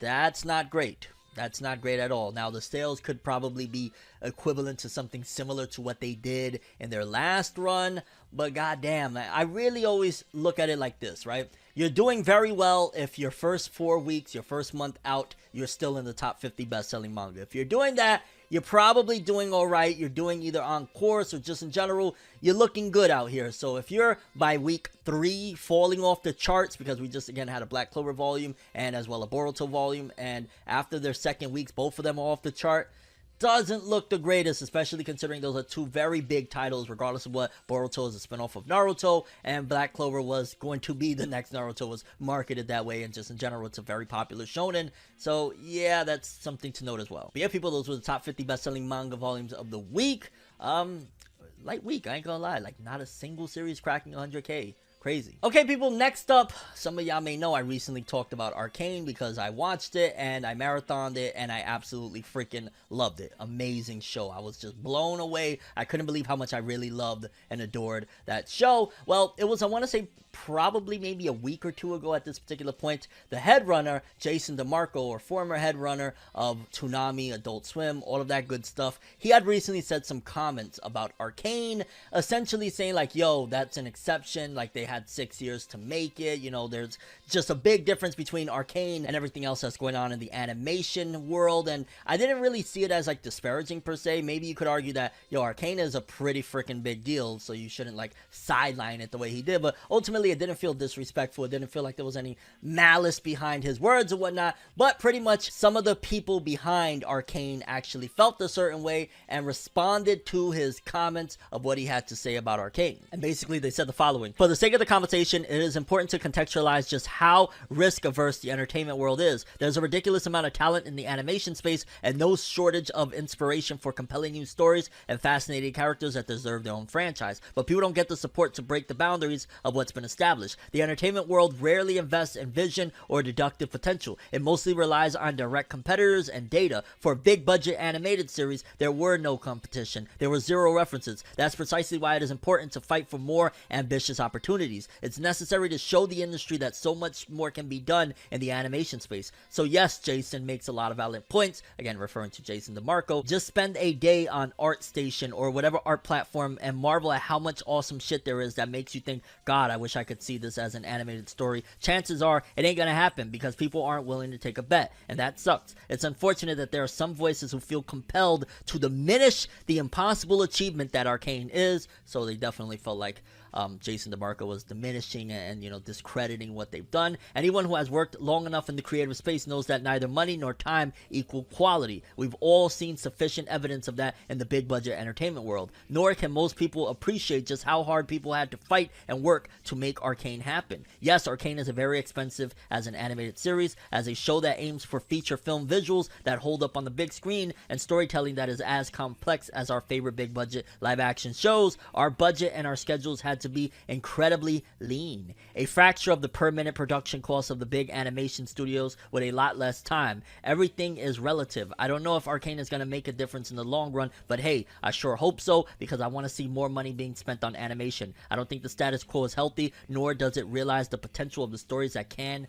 be told. Damn, I ain't gonna lie, I kind of gotta agree on a lot of things except the stuff really about, because initially Jason DeMarco, he wasn't trying to diminish Arcane. He was just saying it's an exception. Remember, I believe I even spoke about it on Forever News, that basically it was like, hey, they don't got to worry about a return on investment because it's going on Netflix. The only thing they got to worry about is subscriptions and whatnot. It's not like advertisements and whatnot. Like, pretty much, he wasn't saying like Arcane is bad or, hey, it's an exception, they had so much time. He was just saying like, yo, it's an exception. It's not something like to diminish it, but hey, they had a lot of time to work on it and they got to do it on Netflix, that Netflix doesn't have as strict guidelines and all that stuff like cable. And DeMarco replied with, saw this out in the wild. Guess one of the creators of Arcane responded to my post about the show. Just want to say he's right, and I promise I don't feel compelled to diminish the show's achievement. I've watched it twice already. I'm a big fan. It just can't be compared to anime. That was another thing that he did say in terms of you can't compare this to anime because anime, they have smaller budgets, they got a faster turnaround, all of that stuff. This is more of a function of the discussion of Arcane and its creation story being generally applied to the rest of animation in a way that is poorly researched. Nothing I said about the show is intended to imply it's anything less than a miracle. Congrats to all involved. So shout out to Jason DeMarco.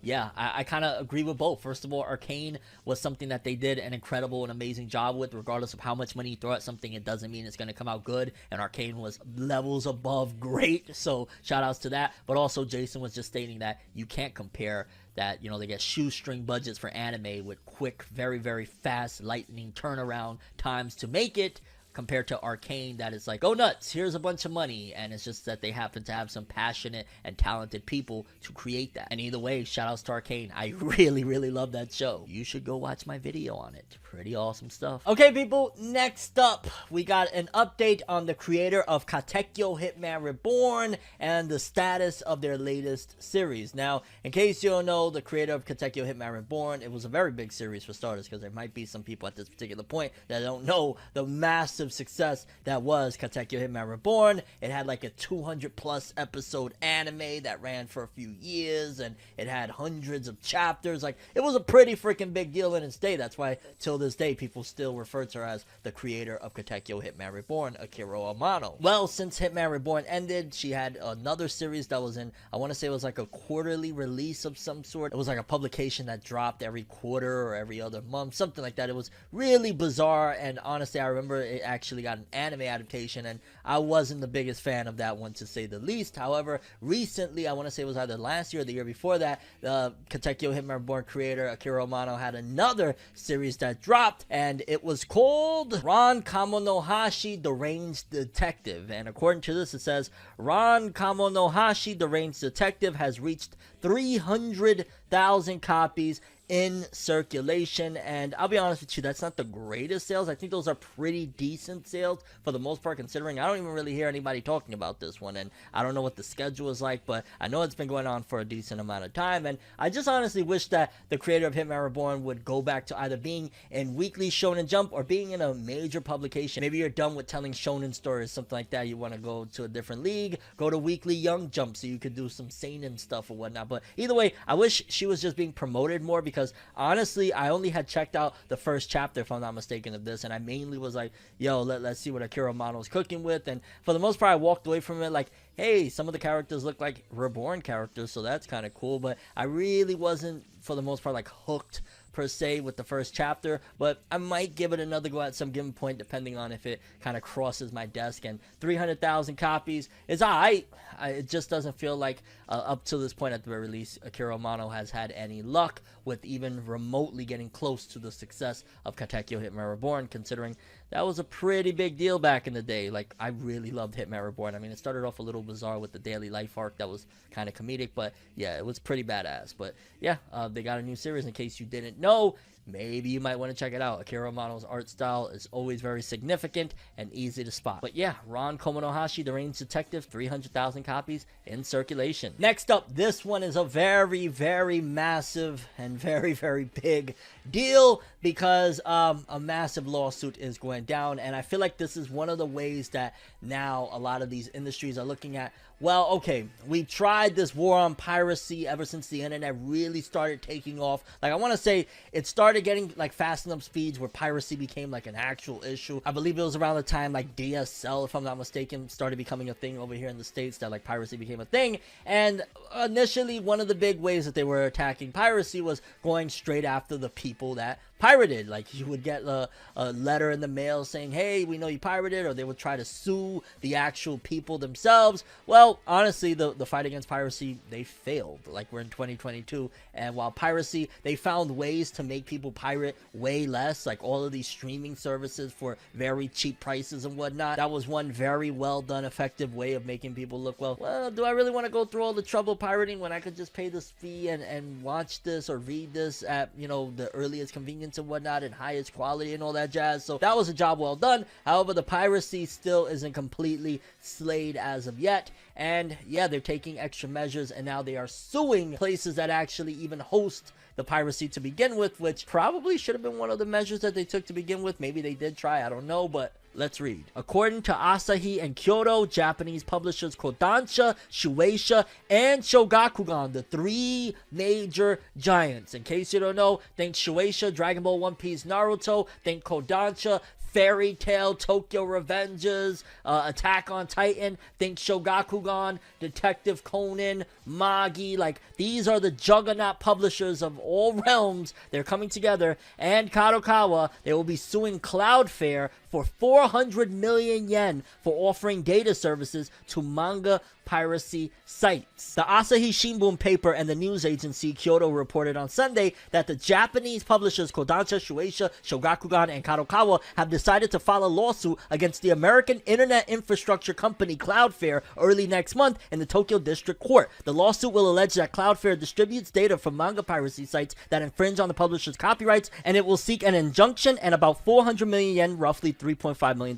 which is pretty cheap, to be honest with you, considering they've made millions if that's the case, in compensation for damages. According to Asahi and Kyoto sources, Cloudflare has contracts with major piracy sites to distribute data from services within Japan. Even though the piracy sites administrators are located overseas, the sites allegedly distribute about 4,000 titles, including such popular ones as One Piece, Attack on Titan, and Kingdom, and receive over 300 million accesses a month. Cloudflare told Asahi, "We are not directly involved in copyright infringement. Our company is not the root of the problem." But if you know this is pirating copyrighted material and is offering it up, you're hosting it, you're still a part of the problem, though. Like, Yeah. Among other services, Cloudflare can act as an intermediary between a server and its end users, providing content even when the original server is facing connection issues or distributed denial of service attacks. The Japanese language manga piracy site Mangamura became inaccessible in April 2018 after Japanese publishers had filed criminal complaints against the website from summer to fall of 2017. Japanese authorities confirmed in May 2018 that they were actively investigating Mangamura. Police have since made several arrests related to uploading unauthorized images on the site. The publisher's lawyers then filed a motion with the Tokyo District Court in August 2018 requesting Cloudflare to stop hosting content for several piracy websites. According to the motion, the manga piracy websites for which Cloudflare have offered services included Hoshi no Romi, an apparent Mangamura successor website. A Shupun Koyo Center announced in February 2020 that these publishers had reached a settlement with Cloudflare in June 2019, and Cloudflare agreed to stop catching content on its Japanese servers from specified piracy websites if the Tokyo District Court deems that the sites are infringing on copyrights. The same four publishers then filed a lawsuit in New York on September 2019 against the unnamed administrators of website Hoshi no Romi and 3 other United States hosted websites. The plaintiffs claims that the sites hosted over 93,000 scanned volumes of manga. Japanese publisher Take Shobo and a male manga creator filed a lawsuit with the Tokyo District Court against Cloudflare in January 2020. Damn, they've been hit after hit. The lawsuit alleged that Cloudflare was complicit in copyright infringement by offering its services to manga piracy sites. In November 2021, a California district court allowed Shueisha to request Google and other internet firms to disclose the operators of Japanese language pirate website Manga Bank. Shueisha had previously subpoenaed Cloudflare under the Digital Millennium Copyright Act to discover Manga Bank's domains. And yeah, I know that was a lot. Shout outs to Anime News Network for that extensive coverage of information. Really dope stuff there. But yo, they coming for the pirates, I ain't gonna lie. And it's gonna be a never ending battle because, like, okay, Cloudflare will go down and 3 dudes in Michigan, 3 dudes in Colorado, 3 dudes in Utah are just gonna be like, oh, they doing that? Grab every title that they have over there on Manga Bank, every title that they have over there. Let's set up servers. We're going to do it. We're going to be more slick. We're going to get more proxies, yada, yada, yada. And then it'll just continue from there. Like, the battle against piracy, I don't know how you end it. I think one of the best things that happened to change the landscape as a whole of manga and anime and just in general services that were previously rampant with piracy is what they've been doing with, like, the Shonen Jump app and the Manga Plus app and, you know, Funimation, Crunchyroll, Netflix getting anime. Like, all of these ways have massively cut down on piracy. Majority of people I know don't even pirate anymore because they don't need to. So, yeah, there's still piracy out there going rampant, but I remember it was, I want to say around that year, 2017, 2018, when all the publishers got together and they even had that art of, like, Conan and Naruto and everybody together trying to stop piracy, and it looks like they've been at Cloudflare's neck.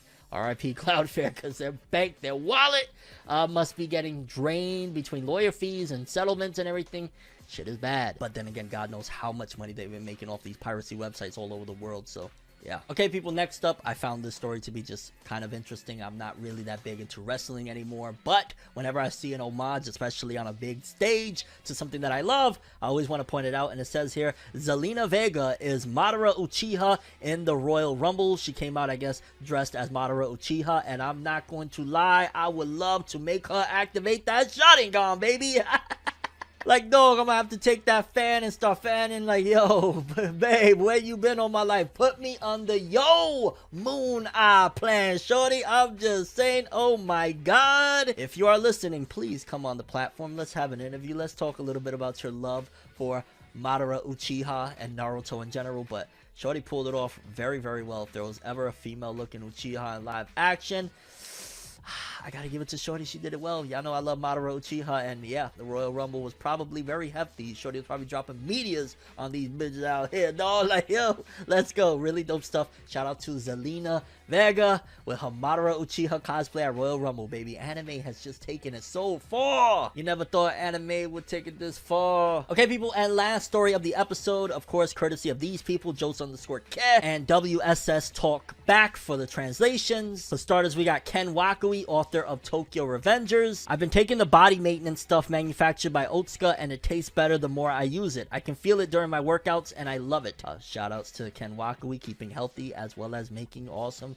huge an amazing manga. We got, which I'm going to start covering as well in the weekly Shonen Magazine author comments, Yoshitoki Oima. In case you don't know, that's the author of To Your Eternity. In case you don't know, To Your Eternity is fire. They said Encanto was incredible. I'm imagining that's some sort of show. I feel like I've seen the title somewhere before, but just shout outs to them. From now on, when we do the weekly Shonen Magazine author comments, we're covering you too, dog. I don't know why it took me this long, but yeah, we here. Then we got George Morikawa, author of Hajime no Ippo. I can read the exploits of the greats over and over again.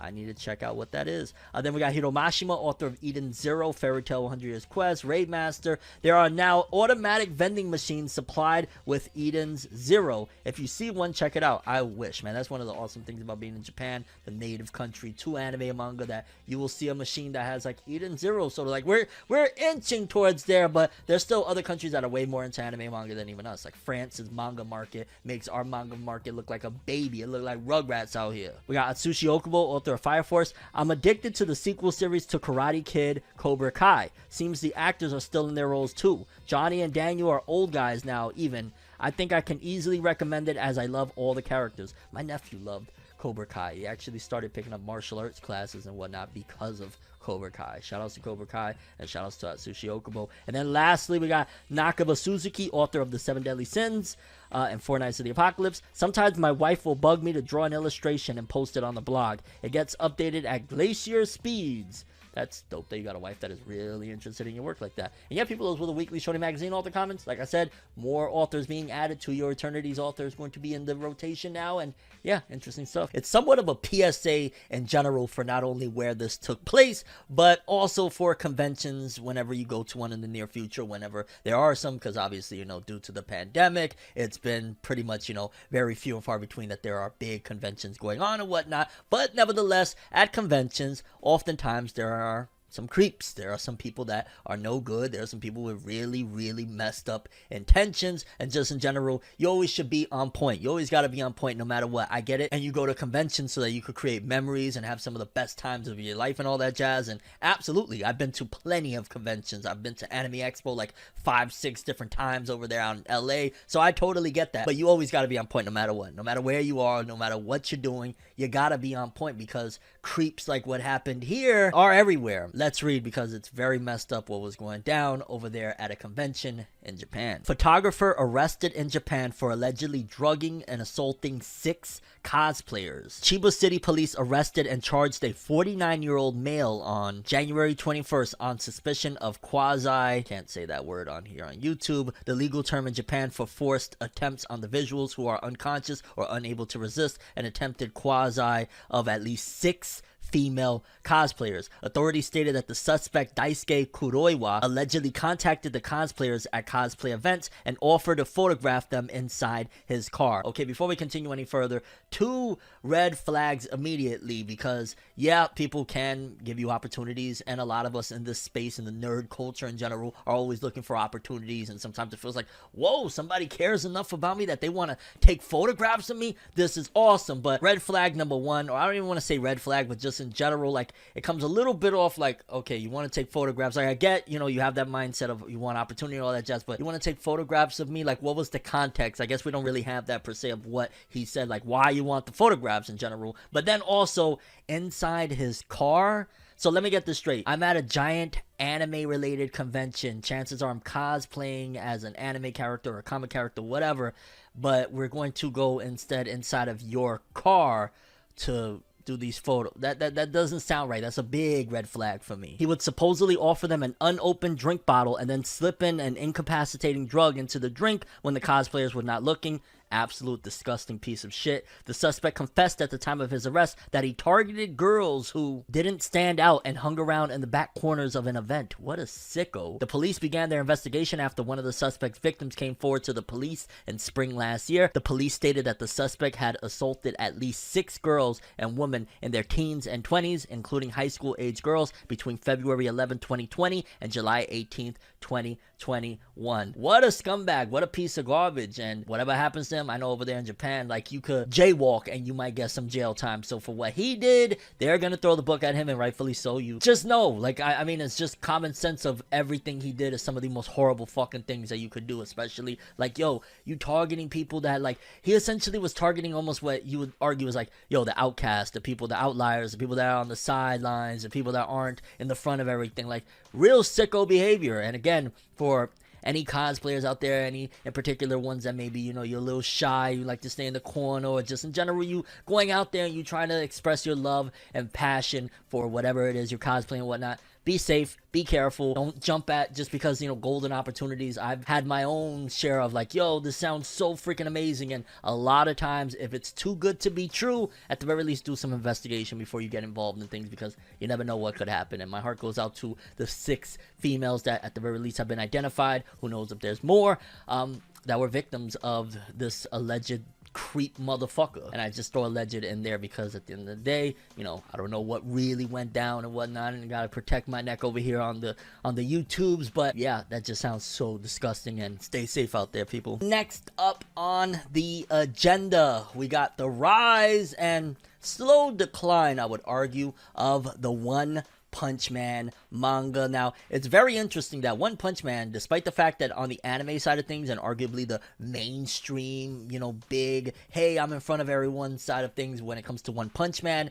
hasn't been what it was during the run of like season 1 and prior to kind of, you know, season 2 really giving it the death blow, so to speak, in terms of mainstream success. On the manga side of things, every single time there's a One Punch Man chapter, I just hear nothing but praise and adoration for people loving what Murata's doing with the art. The story, I've heard some pretty interesting things as well, but definitely on the art side of things, it looks like Murata is, I don't want to say single-handedly because that would definitely be discrediting what the author is doing as well, but ultimately what Murata is doing with that art just is carrying so much of just the attention to One Punch Man in the manga side of things, at the very least over here in the West. However, we got some graphs courtesy of @Yellowstone over on Twitter, shoutouts to them, that demonstrates exactly what the success of the manga has been and how it had a pretty insane rise, and then how it's at this point unfortunately slowly declining. And again, I gotta attribute any decline, to be honest with you, to the fact that after season 1, once season 2 hit, a lot of interest was lost. But let's take a look. Yellowstone said, One Punch Man manga volume sales evolution. It was very successful before the anime. That is very interesting to note. The anime helped boost sales a good amount, but the long terms without the anime have led to a major decline in sales. And you can see, like, with volume 1, it did decent because, don't forget, One Punch Man originally started as a webcomic from the guy One, where he was doing the art himself. Not the greatest art in the world by any stretch of the imagination. And then ultimately, he caught so much attention over there that Jump and Shueisha were like, yo, that kind of looks interesting. And then they got Yusuke Murata, author of Eyeshield 21, to jump on board to do the arts and kind of revamp it. And that's the One Punch Man we have today. And that's why I already had an installed fan base upon launch. But you can see, again, volume 1 and 2 were alright. Volume 3, it just starts jumping. Volume 4, it starts jumping. And then all the way up to volume 9, it just kept on increasing without an anime. And then you get season 1 starts from volume 9, and it jumps from, like, let's just say 450,000 copies per se, to with volume 10, after the anime starts, it's at like 650, almost 700, probably 675. And then you see it little by little went down, and then you see season 2 starts and season 2 ends, and season 2 did damn near nothing besides stabilize like 19 and 20. Volumes 19 and 20 like stood stable at that point, but didn't increase, and is just up until volume 24 at the very least been continuously declining. Again, you can see like volume 23 went slightly up, and I'd argue that it's kind of like what I would say what happens with Kingdom. In case you don't know, Kingdom is like a very popular manga that the anime was met with a lot of criticism, and people didn't like it because they had 3D CG and whatnot, but Kingdom still always, for years and years and years, sells so well. And a lot of people attribute it to, the only thing that you could really attribute it to is the fact that the manga is so freaking good that fans don't give a shit about none of that, and it's amassed a cult fan base on some like Hunter x Hunter. Even Hunter x Hunter without its 2014 anime used to sell very freaking well regardless. So I think that's the same case with One Punch Man, but it's definitely telling. And it's also interesting because I remember reading like all of the One manga back at like the end of 2015 or somewhere in 2016, somewhere around there. I had read everything, and I read the completion of the monster arc. So it's interesting to me that we're 6 years removed from when I read that arc, that it's still going on in the serialized version. I've heard that there's a lot of differences between the one manga and that, but I'm curious, has the one manga, the webcomic version, continued, or is One Punch Man going to end at the end of the monster arc? That's something that's definitely interesting to note, unless they've already surpassed that. But I'm pretty sure I've been told as recent as like a couple months ago that they were still in the big monster arc with Garo and all of that jazz. But yeah, either way, if you're looking at the sales right now, it's about at where volume 5, it's a little bit lower than where volume 5 was with volume 24. And what I've noticed with manga is that when it's on a decline like that, once it gets to the point where it was, where it all began, that's where they end the series. So One Punch Man, I'm not sure how many chapters are not collected in Tankobon's volumes yet, but either way, if it keeps on going like this and they don't drop a season 3 that really boosts things, One Punch Man, I'm not sure how much longer it will go. But definitely interesting to note the rise and steady decline of the One Punch Man manga. But in terms of quality, all I hear is praise, praise, praise, and eventually I gotta get to it. I'm just so swamped with so much of my backlog of manga and anime to read. But yeah, One Punch Man, interesting stuff. Okay, people, next up we have a compiled list, according to Sandman_AP over on Twitter, regarding events that were not planned well in advance in One Piece, which,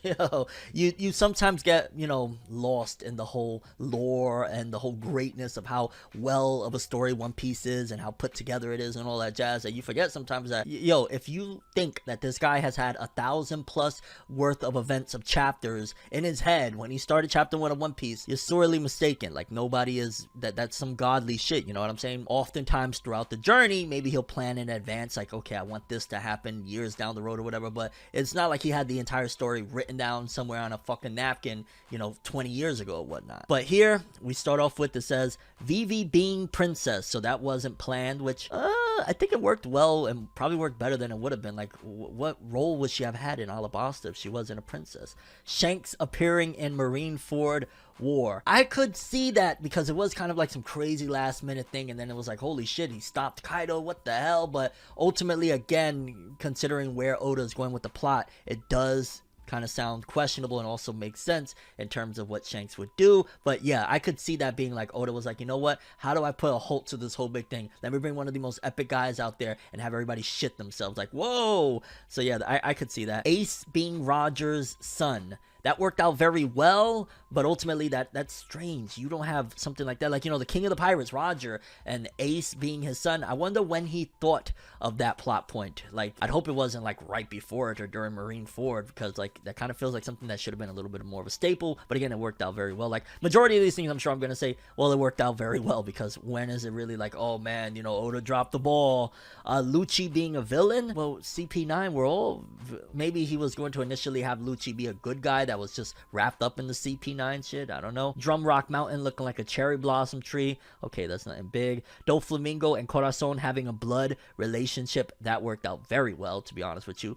The Shichibukai appearing in manga. One Piece was originally supposed to be a story to fight Yonko, not Shichibukai. Well, I'd probably throw the argument that the Shichibukai is similar to plenty other elements. It's things that you gotta add when you're expanding the story. As you're expanding the story, you're gonna have to add more characters to keep it going, keep it kind of fresh and interesting and stuff like that as the plot continues to expand. And considering One Piece has an ever-expanding, there's subplots upon subplots upon subplots, yeah, you're gonna add the Shichibukai in there. Although, yeah, that whole idea of like, it started off as really just a plot to, take down the Yonko, but then he added the Shichibukai. That's probably, now that I think about it, why he did what he did to the Shichibukai a few years back in the manga. Supernova still surviving in New World. Oda thought about half of them would have dropped out already. No, I mean, I get it. Yeah, like, hey, this is Oda's story, but I'm just saying, like, it did work so well as well going into New World that, no, these were the rookies that were meant to be something great, and they turned out that, for better or worse, because some people slander some of them, but they made it in New World and they fought against some very powerful people. It actually would have been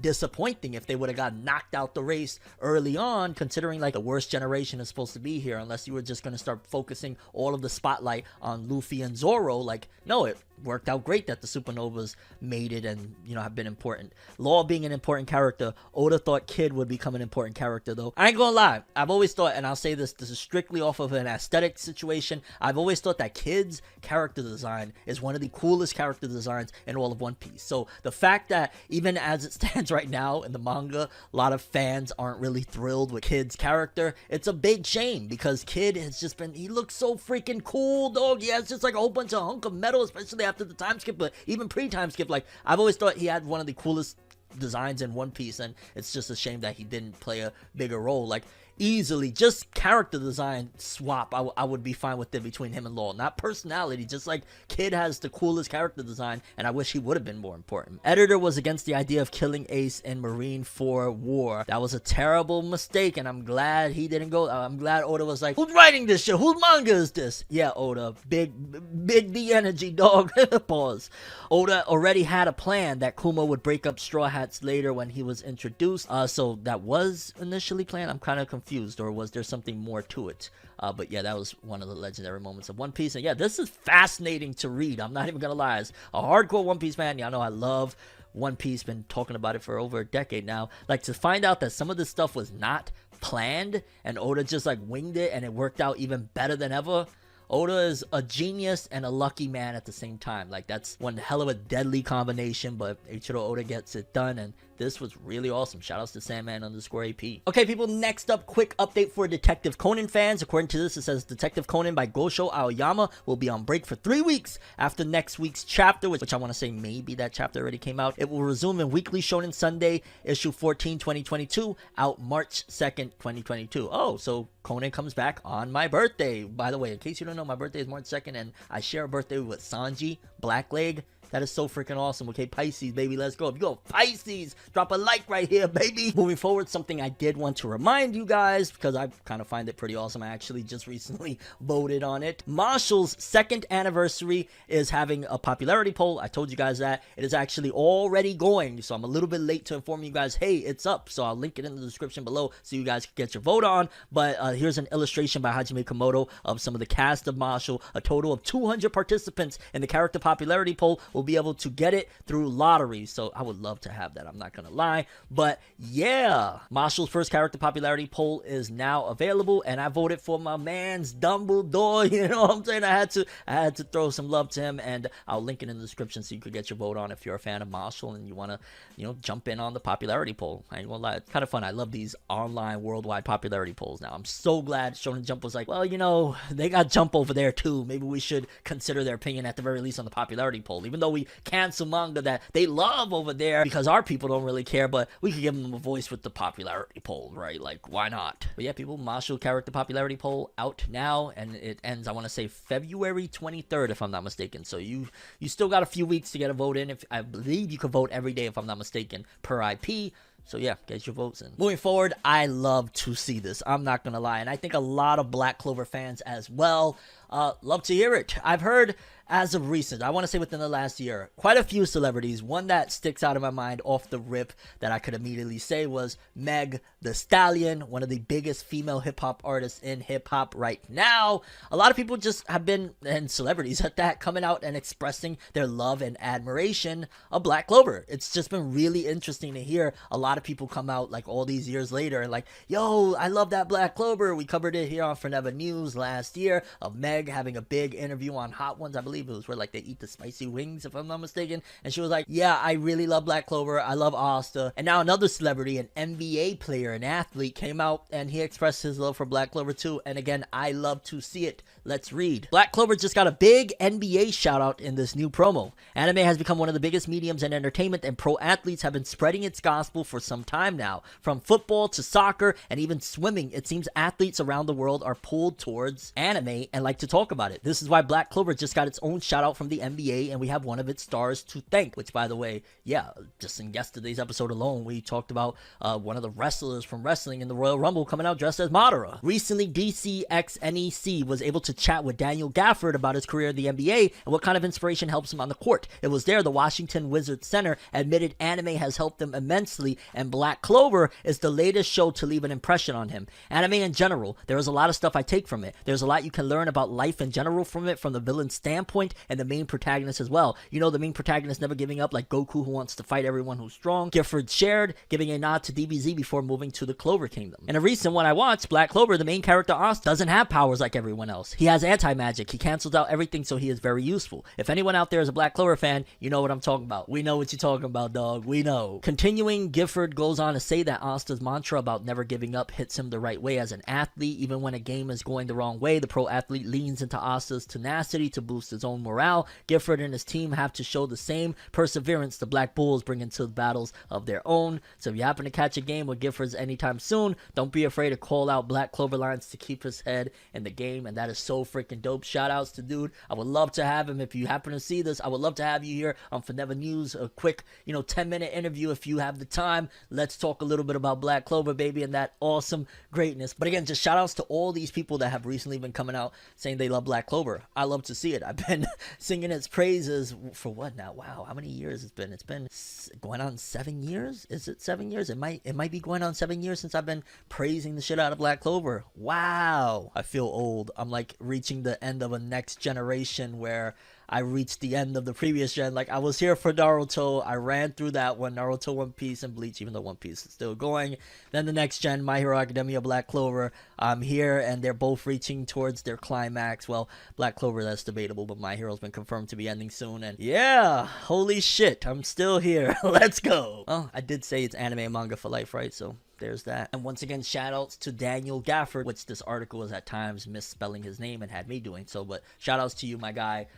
Love to see it. Never give up, like Asta says. Okay, next up, people, something that I wanted to continue covering for you guys because this is a really awesome look to be able to see what's happening again on our soil over here in the West, in the US, in North America, and yeah, for other people to see as well. Like, if you're in the UK right now, if you're in India, wherever you're at, this is what's happening in the manga market over here. And shout outs to @_Yellowstone for this info. This is the top manga sold in the US from January 16th to the 22nd. The new volumes released by Viz and Yen Press have had a good first week. Kimetsu no Yaiba had another strong week, and Chainsaw Man Volume 3 has reached over 100,000 copies sold. Let's look at this. Okay, so at number 6, we got V-Stars, in its first week did 3,785. See, that's more like probably the norm for a semi-popular series, because V-Stars, it was on Netflix. It was a pretty big deal, but it's not a shonen battle series, and usually the ones that sell the most are either shonen battle series or something really big like a Attack on Titan or something like that. But V-Stars 3,785. If this was Japan, this is the biggest flop in the world, but in the US, this is not that bad. And then something that I would have probably expected to be reversed, if anything, sales-wise, The Way of the House Husband Volume 7 did 4,601 copies this week, which I would have expected B-Stars to be more popular. I mean, I was more into B-Stars, and I couldn't really get into The Way of the House Husband. I need to give it another try, though. But yeah, that's interesting to note. Then at number 4, Chainsaw Man Volume 4 with 4,840 copies this week, bringing its total to 70,728, and that volume dropped, what was it? Holy shit, that volume dropped back in April of last year, and it's still selling. Wait till that anime drops. Then we got Chainsaw Man Volume 3 that dropped February 2nd, a year ago. This shit dropped, and it's still doing 4,966 copies, bringing its total to 103,000, which again, if this is Japan, you ideally want to get to the millions. So we're probably, because each Chainsaw Man volume did about like a mil plus or whatever. We're doing like a 1/10 of what Japan does over here, which that's not too bad considering we've come a long way. Then at number 2 in its first week, Toilet Bound Hanako-kun with 8,314. That's actually pretty big. Like, I recently went to the bookstore and I saw like a whole section of just Toilet Bound Hanako-kun and art books and all sorts of stuff for it. So don't be asleep on stuff. And then number 1, Demon Slayer Kimetsu no Yaiba Stories of Water Flame, and that came out. So this is like what, its second or third? No. This is, I want to say maybe like its third week, if I'm not mistaken. It did 8,948 copies this week, bringing its total now to 48,279. So by next week, next update, we'll have it at 50,000. And I actually recently copped that, which I got another channel for Never TF I Want, where I do anime and manga pickups videos from time to time. If you're interested, I will be showcasing my latest purchases over there real soon. I already got a pickups video that I did a few weeks back. But yeah, this is the top 6 selling manga on the US charts for the week of January 16th to the 22nd. And interesting stuff. Again, it's smaller than what we get with Japan and whatnot, because again, that's the home country, and it's even smaller than France as well. But we've come a long way. I gotta keep on stressing that. Like, B-Star's doing 3,700.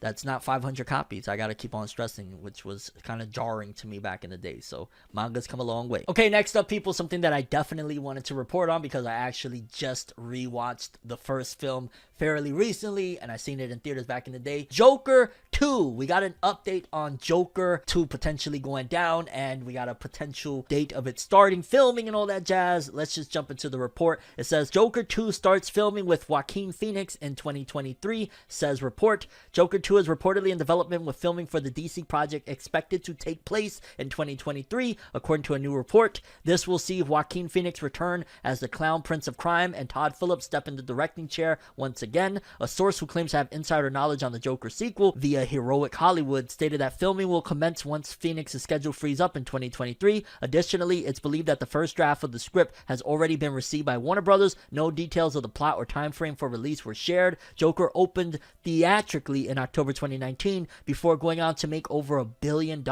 at worldwide box office. It was the 6th highest grossing film of 2019. The movie was nominated for Best Picture at the 92nd Academy Awards, and Phoenix won Best Actor award on the night. Since then, speculation has been rife that Warner Brothers has been looking for a way to make a sequel happen with the actor. While this isn't a major outlet reporting on the news, the site does have a somewhat reasonable track record, giving it some credibility. And during an interview with The Playlist in October 2021, Joaquin Phoenix commented on the possibility of a sequel, saying, "From when we were shooting, we started to, this is an interesting guy. There are some things we could do with this guy and explore. But as to whether we actually will, I don't know." And considering the fact that, like, DC movies haven't been flying off the charts like Marvel's have, I wouldn't be surprised if, yeah, we get that Joker 2 fairly soon. Like, again, if they're going to start filming in 2023, maybe by end of 2023, early 2024, we'll probably get that. Also, they probably want to spread it out from The Batman. But yeah, DC, I'm sure they would love another big film, considering a lot of their films haven't been doing the greatest and haven't been getting critical acclaim like Joker did. So